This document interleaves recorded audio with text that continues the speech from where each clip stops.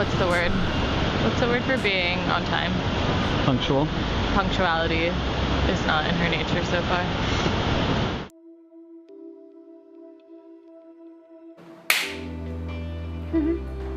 So my name's Elena Seegers. My company is called Fleuriste. It's based in New York. It was founded in Paris and has since moved to multiple places in the world and is now based in Paris and New York, and I head the New York side of it.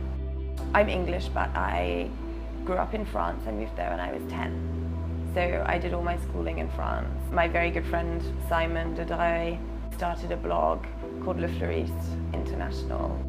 We interviewed 52 florists over 52 weeks.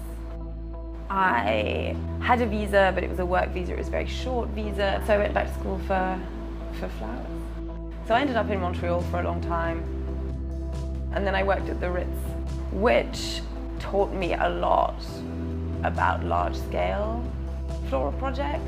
And it's from that and from the initial blog project that I think grew a lot of my more political stance right now, when you see how the larger scale works.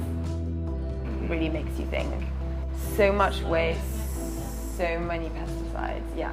It's very industrial, it's very large. The amount of waste and water that's used is ridiculous. It's taking people away from their smaller communities.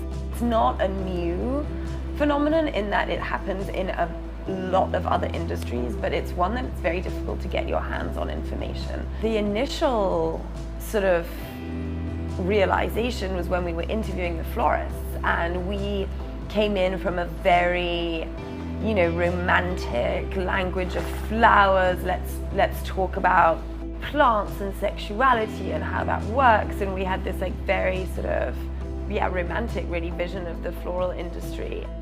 So it was all very, I mean, down to earth, no pun intended. So that was one thing, and then the second thing was working at the Ritz in Montreal, and just the scale of it, the waste was ridiculous.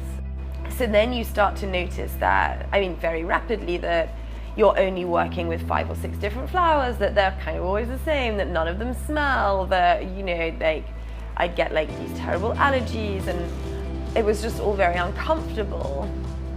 You could just tell that the produce was unhappy. Anyway, and then when I arrived here in New York, I was living on Union Square, so there was the green market there. That sort of sparked my interest as to what was happening around.